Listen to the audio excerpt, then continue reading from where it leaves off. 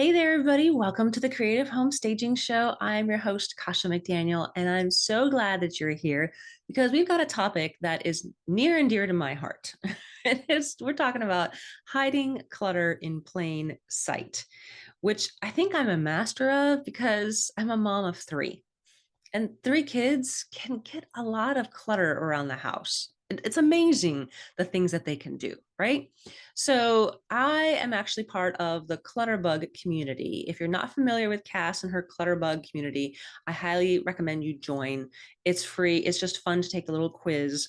And the quiz that I found out that I am rated as a butterfly, which means everything looks great on the outside because there's nice colors, the wings are beautiful, right? But if you look inside, anything, yeah, it may be just kind of things may be stashed away, kind of hidden behind closed doors. Yeah, I know, right? So, yeah, that may be something that you may be seeing, right? So things are put away nicely stacked, but the clutter is gone, right? So you want to find a home for everything when it comes time to staging your house to sell, because clutter means that it has no home. That's why it hasn't been put away, right? Either it hasn't been put away because there is a spot for it, you haven't had time for it, or there is no home for it. So you've got to make a spot. But when it comes time to selling a house, sometimes it's just too many things in maybe the living room or the bedroom, and you just need to pack it up and put it away. Okay. So I want to share some examples of what is hiding clutter in plain sight because, like I said, I'm really good at that. And I want to share some of those secrets with you this time. Okay. So, number one, starting in the foyer, if you have an open foyer, maybe it opens up into the living room, you may have a table there and it kind of collects things like the mail, the keys, the wallets, spare change, those kinds of things, right? Yeah, this is the time now to get some little baskets, some decorative baskets, and put that stuff in there, right? Maybe you don't have drawers to put in on that table, but you can put a nice decorative basket and you can just throw all that stuff in there, right? It doesn't have to be huge. It can be, a small, 5 by 7, maybe a little bit bigger, 8 by 11, depending on the size of your table. You don't want it to be huge, but you can quickly stash that stuff away in there and still make it look real pretty, right? Okay. If you have room for a shoe cabinet, because I know that shoes tend to collect in the foyer as well, this is a chance for you to get a little cabinet, use a cabinet to store those shoes. Now, maybe you have a coat closet that's also can be used as well.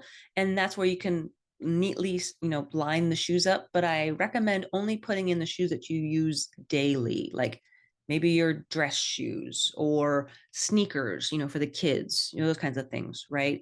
If it's flip flops that are in there and it's wintertime, those flip flops need to be put away. Just put away in the kids' bedrooms, for example, or your bedroom, because maybe it's your flip flops, right? But those are the types of shoes that everyday shoes should only be down there. Any other shoes should be put away in your closet. Now, I know a lot of people have a collection of shoes. Maybe you're a professional and you have to get dressed up every day and go into work, and you have your work shoes versus daily shoes. Limit those shoes that are in there and help you kind of declutter that as well. You kind of put that, like I said, hide them in plain sight.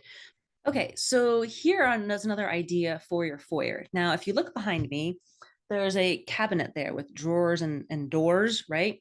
Now, we use that as a shoe cabinet because that was just easiest for us to hide everything in plain sight. We did not have a coat closet in our foyer. We basically had a coat rack, if you will. Now, the kids had lots of shoes. There were lots of little shoes everywhere. And that was my idea that we used to hide the shoes in there. And there was a shelf, so you can basically have four sets of shoes, so each person gets their own shelf basically of shoes, except for me basically. But the little shoes, they can kind of fit all in there, right? But the mail, the keys, the wallets, all that kind of stuff could fit in those drawers as well. So that's another play to hide things in plain sight.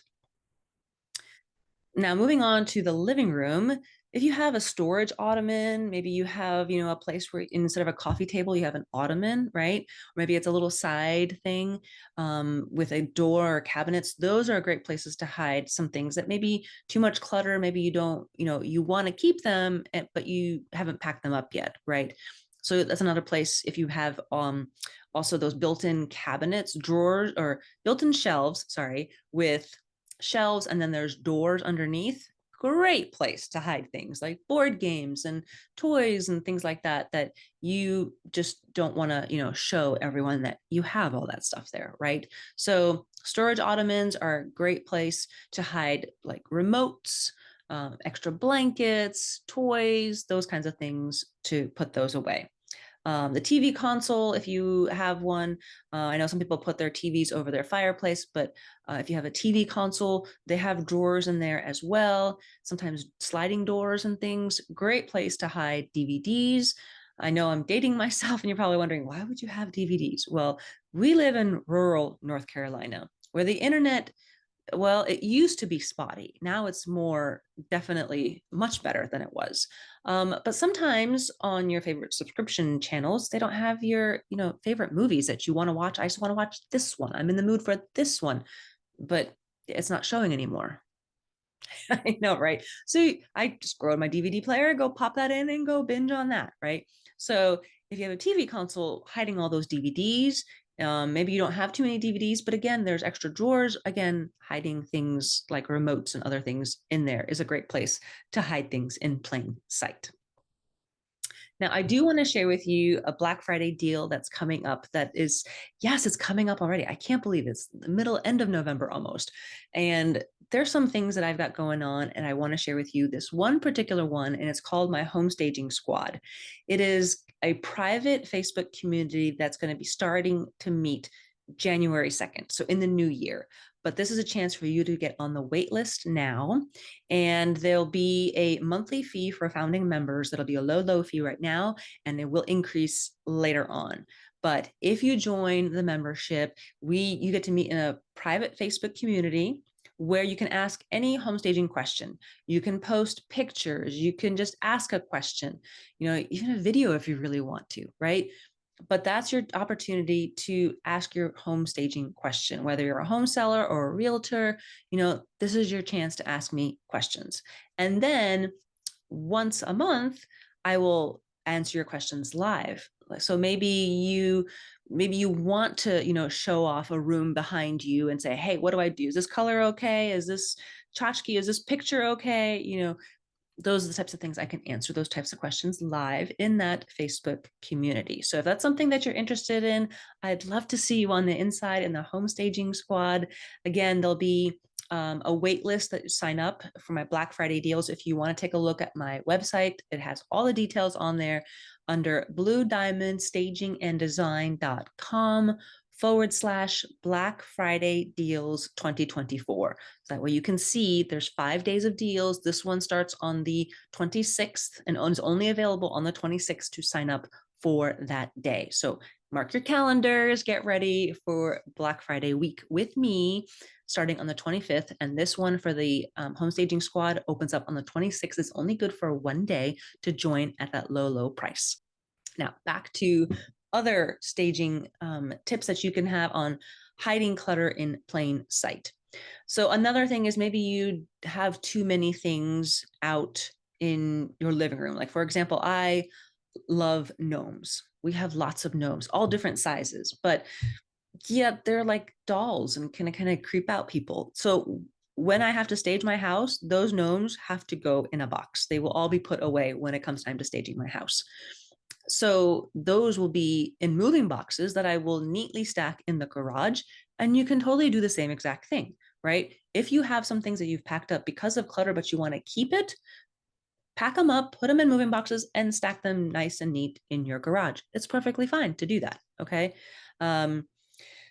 My kids, when they have to declutter their bedroom, they're gonna have to pack up a couple of boxes. Not very many, but there are things that will help sell the house faster, right? So they're also gonna get a box or two to declutter their bedroom and put away neatly and get it ready for the movers to pack up when it comes time to do that. Okay. Another thing that you can use to help you hide clutter in plain sight is if you have maybe a credenza in your dining room, or another, basically a cabinet, a long cabinet with doors or drawers. You can hide extra chinaware in there. Holiday platters. Maybe you have extra table decor that just doesn't go, out for where you want to show it off, right? That's another place to hide things.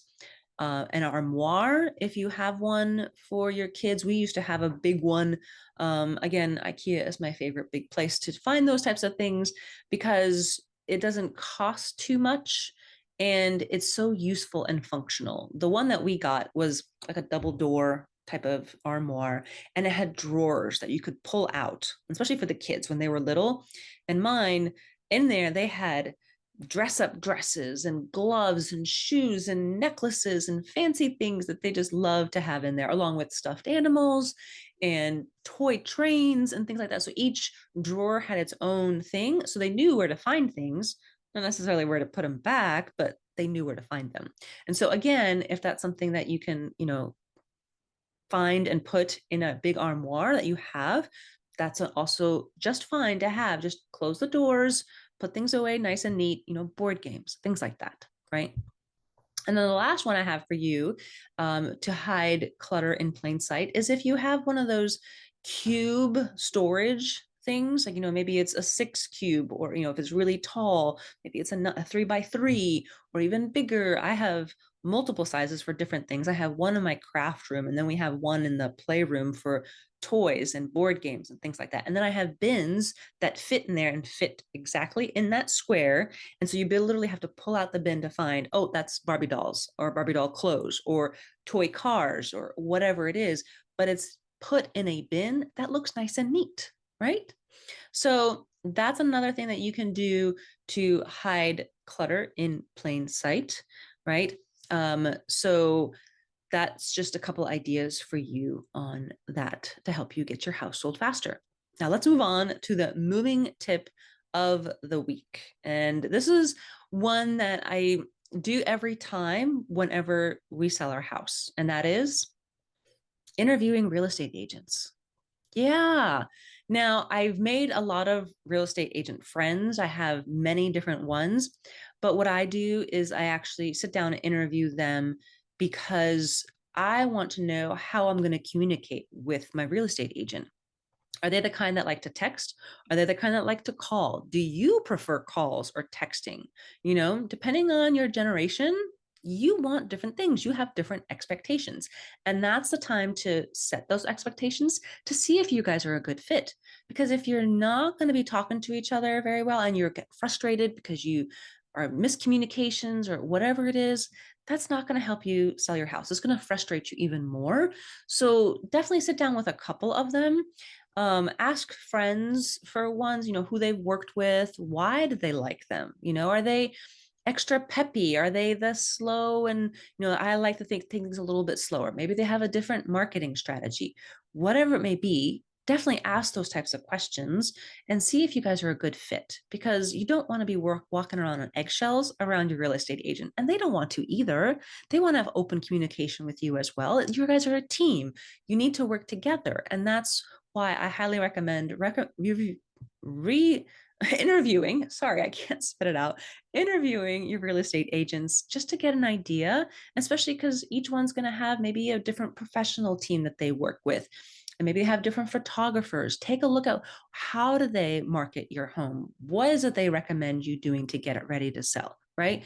Those are the types of things that you need to ask and feel comfortable with your real estate agent, because your house is a really big investment and you want to get it sold for the most amount of money, right? So that's my moving tip of the week. I hope you learned a lot from finding how to hide clutter in plain sight, and gives you some staging tips on how to sell your house and get it sold faster. I hope you guys learned something from this week and can implement it, and I will talk to you guys next week. Talk to you later. Bye.